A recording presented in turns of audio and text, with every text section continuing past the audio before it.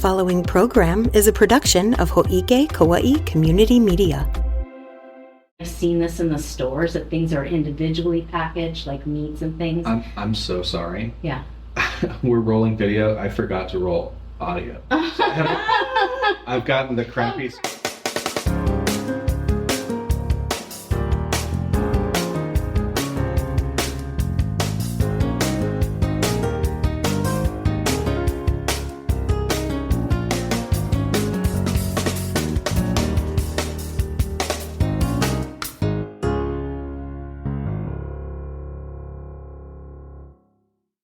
Aloha and welcome to Talkin Trash. I'm Max Richardson. And I'm Allison Fraley. And today we're talking about food waste reduction. And we have a special guest, Rebecca Majors from Compost Kaua. Hi, Rebecca. Hi, Allison. Hey, thanks so much for coming in. It's great to have you in the studio. Thanks, Max. Great to see you again.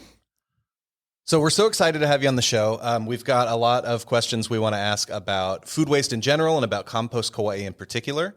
But before we get into that, make sure to subscribe to Ho'ike on YouTube or on your podcast app of choice for even more great content. Stay connected, stay inspired, and keep up with the stories that shape Kauai. So today we're talking all about food waste and how to reduce it, which is something that I think both of you know quite a bit about. So Allison, do you want to get us started? Yeah. So for the last 10 years, the EPA has done a lot of work on researching food waste and, how to prevent it and what people can do and the best way to, the most preferred way to manage food waste to the least preferred. So they used to call it the food waste hierarchy, but now it's called wasted food scale.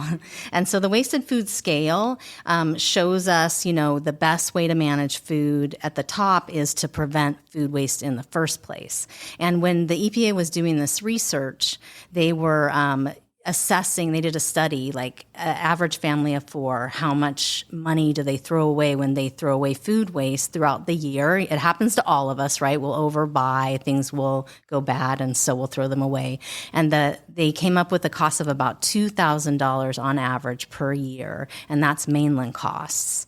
So that's a lot of money. Food takes a lot of water and... Wait, that's just wasted food? That's $2,000 per year of just waste? Thrown away food, not what they spent to buy food. That's a lot. Things they ate, but this is stuff they threw away. And so there are a lot of strategies, and they're on our website at kauai.gov/recycling under food waste, strategies that normal people can do to prevent food waste. Things like you do take a list to the store, you plan your meals, and then when you bring produce home, for instance, if something's going to go bad, you coordinate it in your fridge so that you see those strawberries at the front of the fridge, and you're not forgetting that they're back there, and plan your meals accordingly. There's a lot of things you can do, and so if you look at our website, you could check that out.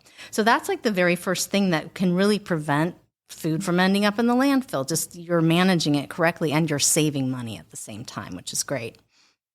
And then, donating food. This is something that businesses could be doing, especially. And I know here we have some really good active food banks, and that's really part of the process. In solid waste management, we don't get that into that. But we're glad that it's happening and it's strong here on Kauai. So grocery stores that have food that's about to expire, they're taking it to the food banks, and those are getting distributed to the people that need them.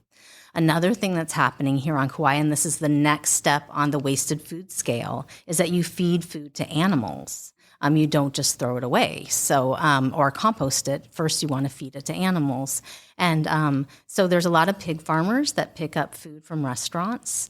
And then also I know just people throw scraps of old bread and things like that for chickens in their yard. That's what I do, actually. I have 3 chickens they're not wild, they're my chickens, but all my table scraps and food that's about to go bad, just scrape it into the chicken coop. Yeah, so that happens a lot here on Kauai more than other places. So we have actually, if we did a waste characterization study looking at how much food waste we have here on Kauai, and it's actually relatively low compared to other places, even within the state. So overall, we do it's 10% of what goes into the landfill is food waste. And so it's a pretty good job. But of course, we can all do more. And that's where you come in, actually, Rebecca, because I'll talk more about composting in your backyard at the end of this. But Compost Kaua offers a great service to people that want to not throw away food waste and put it in the landfill. So can you tell us a little bit more about Compost Kaua and what you do? Yeah, absolutely. So we started actually 2 weeks before the pandemic. We didn't know the pandemic was going to happen in March 2020. We went door to door to some of our neighbors' houses, and we asked them if they would be into giving us their food scraps so we could compost them. And the reason why we started this initially, my friend Jesse Brown Clay, and then my other business partner, Nikolai Barca. We started this because we would compost in our own backyard, and we realized how difficult it was. We were each doing it individually. I had kind of like a worm bin. My landlord wasn't super into me composting in the backyard, but I had a worm bin, and he was like, as long as it's out of the way and it doesn't smell. And then Nikolai was composting in his yard. Jesse was composting. We kind of came together as friends, and we're like, we're kind of struggling with this. It's hard. Like, how many other people are struggling to do this? Because we saw the importance of the nutrients in our food, and we didn't want to just go into the trash can. We went to our neighbors' houses. We asked them if they'd be into this crazy idea of us taking their food scraps off their hands, and a lot of them said yes. And so the pandemic hit. We had a stay-at-home order from the mayor, and everyone was eating at home. And so we were like, this is kind of a moment where everyone's eating at home, and there might be some food scraps. Hopefully people would consume and eat all of their food. But we know it does happen, like you said earlier. We might forget something in the back of the fridge. Something might just get moldy quicker than we thought it was going to. Or maybe we try to make an Indian dish and it didn't turn out very well, which has happened to me. And you're just like, I just gotta scrap that and start over. So we wanted to provide a easy, convenient service, very similar to what our trash service already is, which is a curbside service where someone comes to your doorstep or to your curb or to your end of your driveway, picks up your trash, your rubbish, your waste, and then takes it away for you. And that's what we thought would be the easiest. Folks were already used to doing that. They already had that habit built in. So we wanted to provide a service that would just segregate the food scraps. And it makes your trash less gross. Like your trash is kind of gross most of the time because we put food scraps in it. And so we learned that when you remove the food scraps and put it in a different container, it actually makes your normal trash a lot cleaner, because it usually just has plastic or maybe wood or metal or just these inert materials that don't really rot. And so, that's kind of why we started Compost Kaua, make people's trash a little bit cleaner and help people out. That's the secondary part is after we would pick it up, we would then compost it. And that was the other part is we realized people weren't getting compost that they could actually use on their garden. So we were struggling to make compost. We talked to our neighbors. They were struggling. So it's kind of like twofold. We help them reduce their waste, divert it to the right location, if you will, and then also make a product that they could then use themselves in their garden, or donate it to a school garden, or even we could offer it to farmers. So then we could grow more local food. So it was kind of this full circle. Right? We talk about eating local, supporting local, and I think sometimes recycling or managing your waste local gets sort of forgotten. Recycling is great, but we actually send all those materials off the island, and for us, composting was something that we could do right here on Kauai. Right on. You're right. Yeah. Great.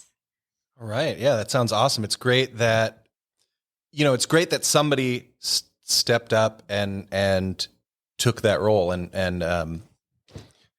it's always what am I trying to say? when members of the community step up and get involved and fill in the gaps, I think that's we need more of that. So good on you and on your partners for being the ones that stepped up and took charge. That's awesome. Right. I think the way a lot of businesses and inventions are created, right, and innovation is because someone sees a problem. And we realized we probably weren't the only ones that had the problem. So we wanted to figure out what a solution was. Yeah, that's great. Well, thanks for doing that. I think when a lot of people think about composting, and I know this was kind of what I imagined before I started hosting a show about waste management and became more knowledgeable about it. I think when a lot of people think about composting, they think of like a big smelly pile of rotting stuff in the backyard or like on a farm somewhere. But there's a lot of different sort of ways that is certainly one type of composting, right? But there's a lot of different types. So maybe you could set the record straight for us, tell us about some of the more appealing flavors of composting that might be like acceptable in a suburban neighborhood. Yeah. So composting and decomposition will happen naturally. Nature does that. If it didn't happen, we would be swimming in animals and plants and food and all sorts of things. So it happens very naturally. What we do at Compost Kaua and what many folks might do in their backyard is they kind of speed up the process. So the county offers the free composting bins that you can use in your backyard. Some folks might build their own kind of container using chicken wire. Some people have the drums that spin, which is actually what we have in our own backyard. So there's many ways that I've heard about composting. So in addition to the county bins, the drums, the chicken wire, like assemblies that people do, I've heard of folks on Oahu who dig holes outside of their apartment buildings and they do bury their compost or their food scraps there. They're trying to figure it out while living in a concrete jungle. There's also worm bins, which I know there's lots of folks who are super excited about that. I know Andy Boyd with the county loves worms. Yes, I love worms too. Allison loves worms too. Yeah, I used to dream of worms, just so everyone knows. And that's what I did is I started with worms because my landlord didn't want to allow me to compost because he was concerned about the pests, the possible rats, the smell. And I was able to convince him with worms because I kind of started it and then there was no smell. And I was like, see, and the worms speed up that process as well. They really dig through that food and make it go a lot faster. So there's so many different ways to compost. There's definitely, I wouldn't say that there's a wrong way to compost. I don't like to say that because it is like an art and a science. And if you figure it out and you can do it, like keep doing it. I wouldn't say that there's a wrong way. There's just maybe perhaps a more efficient, a faster way, maybe a less smelly way, but it usually breaks down. Yeah, and what we tell people when they get the composting bins from the county is that you should chop up your food waste as small as possible. So if you're doing food prep and you have a carrot or a core of a lettuce, don't just throw that in there. I mean, chop it, and then they will compost a lot faster. Yes, yep. So there's a little bit of prep work for sure, yep, to make it work more efficiently and to have it work better, yeah. And then having the right materials. So when you do compost, you don't just need your food scraps. You do need what they call the browns or the carbon-rich feedstocks. And so you want to combine those together. So it's not just, if you just do food waste, maybe that is the wrong way. That is the wrong way. That would be the wrong way, just food waste. So there may be a wrong way because it will be really sloppy and gross and messy. But you can compost on many different scales. You can, industrial size is great. I would say industrial size composting is definitely a volume reduction of food scraps and food waste going to the landfill. And then I would say when you're doing it in your backyard, you have a little bit more control over what your final product will be. And so you can kind of create this more artisanal compost. You can add other ingredients to it. You can add like rock phosphate or, different maybe some sort of other fertilizers or different like natural materials or organic materials to it to make this like really beefed up, awesome compost. And also just make sure there's not, usually when you do it in your backyard, you can reduce the plastics and all the other rubbish that might get thrown in. Whereas in a large industrial scale facility, they have way less control. Yeah, it's just hard to monitor for small things like that. Totally. Big operation. Exactly. Yep. When you start scaling up. And there's definitely, I've bought in bagged soil and compost before from the box stores, and I found like cut up pieces of credit cards. I've found really? pieces of, zip tie pieces that are kind of chopped up. Well, it makes sense. Yeah, I guess it's like the composting equivalent of you bite into a chicken McNugget and there's like a bone in there. And I get the first, you're like, how does that happen? And then you're like, well, they make like 12 million pounds of this stuff a day. Right. Yep. I've never gotten a bone. Oh, I'm lucky you. It's happened to me more than once. Well, at least you know the chicken's real then, right? Yeah, really. Yeah, There it you wasn't go. grown in a vat. It came from a chicken. Yeah. So artisanal compost, is that a Compost Kaua trademark? Yeah, did or you is just make that up? That was a good if one. you didn't trademark it yet, I'm going to run out after this taping and trademark it myself. We haven't trademarked it yet. No, we've had people tell us to call our compost boutique grade I like compost. that. Yeah. But I'll have to bring that back to my other business partners so we can finalize and see what we're going to really call it. Yeah. So what is, we were talking about finding cut up credit cards. What is the strangest thing that someone has tried to compost? Like you open one of these buckets and you're like, why is that in there? Yeah, this is so fun. So we honestly don't find those fun things until when we're turning the piles or when we start sifting it. What about when you dump it? Because I'm on TikTok and I watch your videos of you guys dumping the stuff. And do you find it then? Sometimes it's just a flurry. Is it a flurry or a flurry of us kind of dumping buckets? Yeah. So it does kind of get lost. And so sometimes we'll see things. We'll see the little twist ties, or we'll see the bag of oranges with the oranges still full, like in them. And then someone just threw the whole bag in there, and we'll take that out. But sometimes little things we miss, and we'll see them when we're turning our piles, or then at the end when it's finished and curing and we're sifting it to get it ready to bag up. We'll find things. But it's very common at that stage of what you're talking about, Allison, where we find the potato peelers. Oh, those are really easy to find.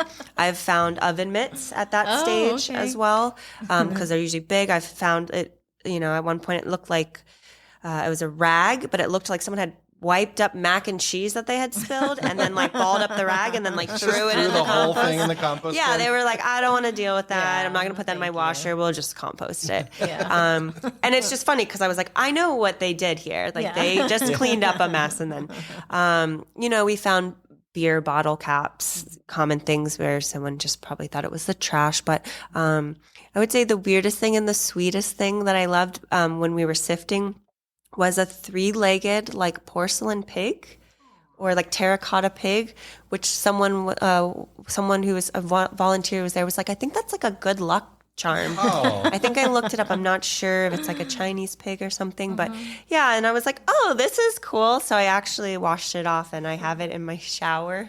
Yeah. And I just like sits there.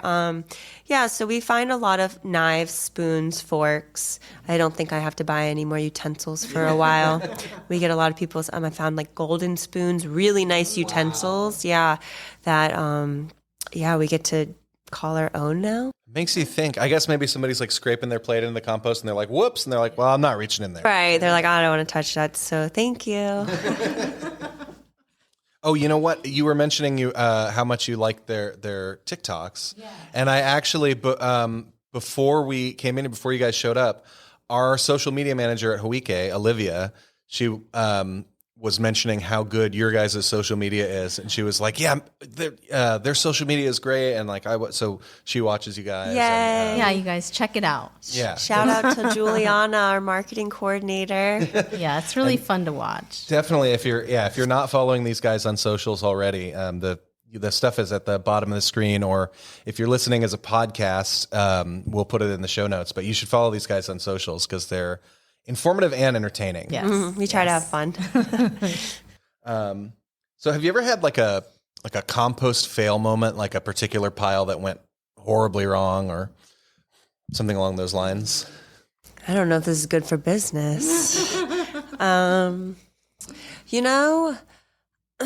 We've learned a lot. So since we started in 2020, we're now 5 years in. Like I said earlier, we were composting in our own backyards individually, and we realized it was kind of difficult for us. We were doing it, and then we were also doing it at a smaller scale. And so when we did start collecting the food scraps from our neighbors and kind of scaling up, we started with like 5 friends and family members, and we were just offering our service for free, and just so we could learn what it was like to be doing multi-family households all at the same time with their own food scraps. So, I mean, I don't at this moment remember any like huge fails, but there was definitely lessons along the way as we were growing. Realizing, there's a lot of water in this pile, from the food scraps, because food waste and food scraps are about like 85-90% water. So you definitely need a lot more carbons or carbon-rich materials versus when you are composting grasses and leaves and things like that. So we definitely learned like, this is soppy, soupy mess, and we need more carbon, more wood chips, more. We actually started with bamboo leaves. We had a lot of bamboo leaves that we would rake up, so we'd need like more and more and more. And when we first started, we were also using worms. So How did you use the worms? Yeah, so we our piles were small enough that they were heating up, but they weren't getting so hot that the worms would still go in them. So they were on the top of the pile. They weren't in the ground. Yeah, so they're the special types of worms. The red wigglers. Yeah, that like to they usually like to eat the detritus or the leaves and other debris and things that is in the surface. They're not the ones that go deep down. And so we put those in there, and they would dig through all of that and eat the food scraps. They helped us with the process, and they made it a lot faster. And when the worms disappeared one time, we were like, okay, we did this wrong, because it is animal husbandry. It is like taking care of a pet. You have to make sure it's got the right water, enough air, the right foods to eat. It has to like its little home. And if they don't like it, they're going to leave. Yeah, and I want to share a story about that. Like about 20 years ago when we first started, more than that, first started the composting program, we did do worm bin distribution and worm distribution. And we had so many people interested. So we did these workshops where we had people come in and get a bin set up, and you can do a special setup, I'm sure you know, and where you have the worms live in the bin, and then there's a plastic underneath where the water drains out because it's a kind of a wet process. And we gave out all these worms to all these people, and then they came back about 6 months later. They're like, well, we need more worms. I'm like, well, what happened to your worms? Everybody, they loved their worms, but they just let them free in the yard, and then like chickens were eating them, or they weren't taking care of them like they were supposed to. So worms can be really fun, but once you get them out of the bin, they could be at risk. Right. Yep. So when we first started, we had like a contained area, that we had lined, and so the worms kind of stayed in there. But they can crawl over walls, surprisingly. I mean, they are not, because they don't have legs does not mean they cannot get out if they want to. If they don't have the right conditions, they'll leave. And you can't just put them in the ground or put them on the ground. They will escape for sure. Yeah, so I would say, yes, we had a lot of like minor little fails, just learning, and it's always a lesson, like, more water, the worms didn't like this, or, the piles didn't get hot enough, or it got smelly because it was anaerobic, there was not enough air, so we need to turn it more, or maybe it's too dry, or, so, we've learned a lot, but I can't think of like a big fail because I try to not think that way. That's good. Well, I have a question. So you talked about the proportion of carbon, dry brown carbon versus the wet green, right? Nitrogen based, right? Those are the ratios that you're looking at is 3 parts carbon, right? To 1 part nitrogen. Is that it? Yeah, that works. Yeah. And so that's what we try to educate people about when they get our composting bins. So what do you use as your carbon base? So when we first started our business, we were using bamboo leaves. We had an abundance of those. We have used shredded paper from offices. That can be hit or miss because sometimes there's shredded plastic in there, which we'll end up having to sift out. We've used shredded cardboard. And that one's great. Cardboard's great. And now at this point, the scale that we're at is we work with tree trimmers and landscapers, and we get wood chips. And we source those wood chips locally where we're at in Wailua. So we call the tree trimmers, and if anyone's nearby, they'll drop off with us. And then that way we can monitor if see if there's any CRB. We know exactly where it came from. We know it's in our neighborhood. We're not, having it driven from Moloa or from the south side over to us. We also want to reduce the fuel use and the traffic. And I just want to cut in because you said CRB, and I want to make sure everybody knows that that's the coconut rhinoceros beetle. Oh. It's an invasive species. It's a terrible thing that's happening right now on Kauai, and I'm really glad you guys are aware of it, looking out for it, because they're just, if you drive by, I'm just going to give everybody an example. If you drive by the golf course in Wailua, if you look at the trees, a lot of them have been impacted by the coconut rhinoceros beetle. So yeah, it's a crisis. The it coconut is. rhinoceros beetle. Yeah, but we call it CRB. Oh yeah, thank you. Thank you for sometimes I'm just rolling off it just rolls off my tongue. Yeah. But and so we want to source locally because our intention is as Max mentioned earlier, those large composting facilities are industrial scale. We don't really want to be that ourselves. Compost Kauai's vision is to have our model replicated around the island in different regions and areas so that each community can kind of take care of their own waste, so we don't have to truck it to Keikaha and put the burden on one community. And so we try to lead by also sourcing our wood chips and our carbon sources close by. So that way we can, and so we hope that others can do what we're doing and replicate this and do the same thing. So then the tree trimmers aren't having to drive from the south side all the way up to Moloa to drop it off. They can find a local composting operation or facility somewhere on the south side for them. That's great. Yay. Awesome. So I know Compost Kauai is a service that handles all of the dirty work for the consumer, right? But I know that the county also has a program that's a little more DIY. Yeah. Can you tell us a little bit about that, Allison? Yeah. So for more than 20 years, we've been giving out free backyard composting bins to residents. They're called the Earth Machine, but they're not a machine. There's no moving parts. It's a simple system. It's a 3-foot high black dome, and it's 3 feet wide and really easy to put together. You put it straight onto the ground. You can secure it to the ground. It's not going to blow away.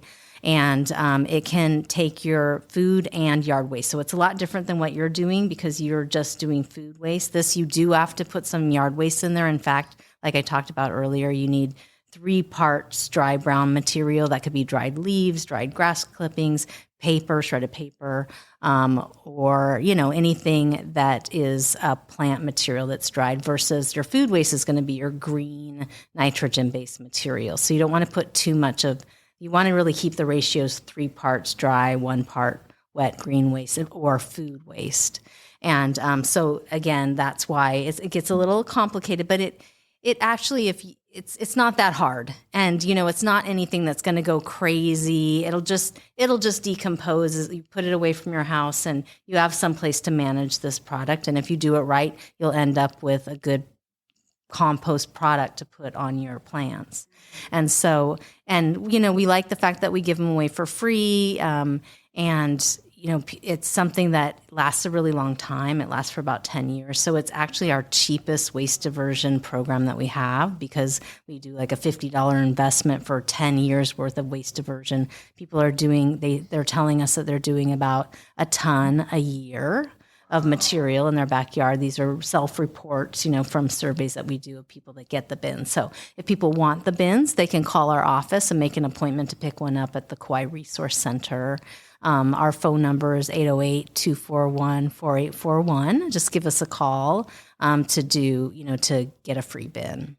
Awesome. So it sounds like the average citizen on Kauai is kind of spoiled for choice, because if you have the time and the inclination, you could do it yourself for free, or you can pay and have all of it taken care of for you. So it sounds like that's kind of an option for everybody. Yeah. Well, that's it for part 1 of our interview with Compost Kauai. Tune in next time for part 2. We'll learn about potential mascots, some of the challenges facing Compost Kauai today, and we'll take a tour of the Kekaha landfill. Until then, stay trashy. Aloha. Ho'ike Kauai Community Media's president and CEO is Allegra Gaines. Administrative assistant, Leko Someta. Production and education services by Roger Olson. Production and IT services by Max Richardson. News and events producer, Trisha Allen. County producer and social media manager, Olivia Franco.